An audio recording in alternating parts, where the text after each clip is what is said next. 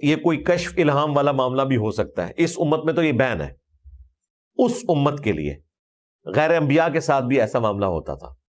جو بخاری مسلم میں حدیث ہے کہ اگلی امتوں میں محدث ہوا کرتے تھے جن کے دل میں اللہ بات ڈالتا تھا. میری امت میں اگر کوئی ہوتا تو عمر ہوتا، لیکن وہ بھی نہیں ہے. اگر ہوتا تو عمر ہوتا. اس حدیث کے اوپر میری تفصیلی ویڈیوز ریکارڈ ہیں. مرزا نے بخاری مسلم کی حدیث کے ترجمے میں واضح طور پر تحریف کا ارتکاب کیا ہے.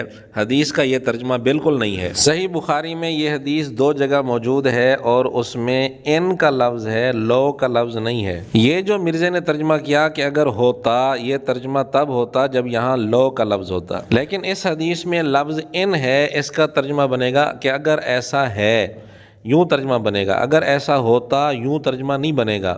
اور صحیح بخاری کے جو اردو تراجم موجود ہیں آپ ان میں دیکھ لیں تو ان میں بھی ترجمہ اسی طرح ہے کہ اگر ایسا ہے، اگر ایسا ہوتا، یوں ترجمہ نہیں کیا گیا. لیکن مرزا نے حدیث میں تحریف کرتے ہوئے پہلے تو ترجمہ غلط کیا کہ اگر ایسا ہوتا، پھر اس سے نتیجہ نکالا کہ ایسا ہے نہیں، یعنی عمر ایسے نہیں ہے. حالانکہ حدیث کا صحیح ترجمہ یوں بنتا ہے کہ اگر ایسا ہے تو وہ عمر ہے، اور اس کا مطلب یہ بنتا ہے، نتیجہ اسے یہ نکلتا ہے کہ عمر ان میں سے ہیں. اگر آپ مزید تسلی کرنا چاہتے ہیں تو فتح الباری میں اس حدیث کی تشریح دیکھ لیں. انہوں نے اس سے یہی نتیجہ نکالا ہے کہ عمر ان میں سے ہیں. اور فتح الباری میں لکھا ہے کہ یہاں لفظ ان تاکید کے معنی کے لیے ہے، اور اس کی مثالیں بھی انہوں نے دی ہیں. مثالوں کے ذریعے یہ بات سمجھائی ہے.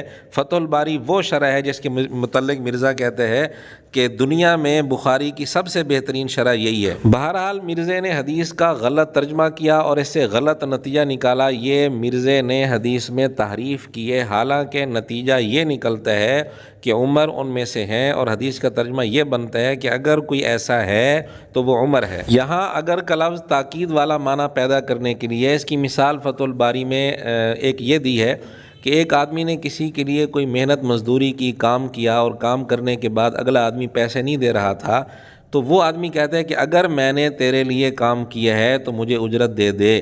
اب اگر کا یہ مطلب نہیں ہوتا کہ اس کو شک ہے یا اگلے کو شک ہے، دونوں کو پتہ ہوتا ہے کہ اس نے کام کیا ہے، لیکن اپنی بات میں تاکید پیدا کرنے کے لیے یہاں اگر کا لفظ بولا جاتا ہے.